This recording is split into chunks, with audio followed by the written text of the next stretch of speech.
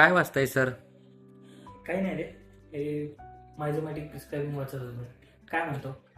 काही नाही. आज ओपीडीला एका पेशंटनी मला प्रश्न विचारला की होमिओपॅथिक औषधं कसे बनतात, अच्छा, तर आपण त्यांना सोप्या पद्धतीत कसं सांगू शकतो? अगदी सोपं आहे.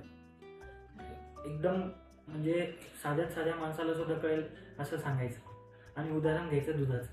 अच्छा. हां, आता मी तुला 4 डिफरन्सिएशन सांगतो आणि सगळ्यांनीच ते लक्षात ठेवलं तर प्रत्येकाला ते सांगता येईल. अच्छा. आपण दूध घेतलं, गाईचं ताजं, म्हणजे गाई असू द्या म्हशी असू द्या, त्यांचं दूध आणलं, त्याला गरम करून औषध म्हणून दिलं आयुर्वेदा.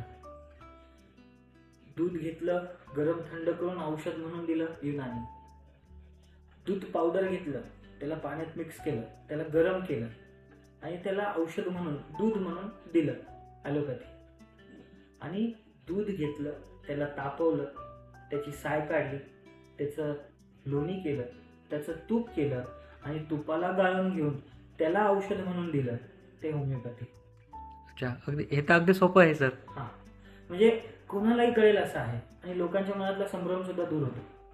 ॲलोपॅथिकमध्ये सिंथेटिक प्रोडक्ट्स वापरले जातात, ते पहिले प्रूव्ह होतात, मग वापरण्यात येतं ॲलोपॅथी. आयुर्वेदामध्ये नॅचरल कंपाऊंड्सचा डायरेक्ट वापर केला जातो जे आहे, आणि होमिओपॅथीमध्ये ॲबस्ट्रॅक्ट फॉर्मला वापरण्यात येतं, म्हणजे अर्क होमिओपॅथीमध्ये वापरला जातो.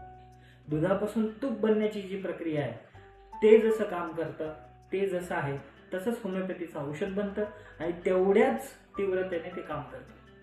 जसं आपल्याला दुधामध्ये तूप आहे का हे माहीत नसतं, पण जेव्हा आपण प्रक्रियेतून जाऊन तूप आपल्याला मिळतं, जो त्याचा मुख्य गाभा आहे, तसंच होमिओपॅथीमध्ये सुद्धा बऱ्याच वेळेला आपण काही वनस्पती पाहतो, काही औषधी पदार्थ आहेत, ते सुरुवातीला असं वाटतं ह्याच्यामध्ये खरंच औषधीय गुणधर्म आहेत का, पण जेव्हा आपण त्यांना पोटंटाईज करतो, त्यांचा अर्क काढतो, तेव्हा लक्षात येतं की ते किती पॉवरफुल आहेत. कळालं? हो सर.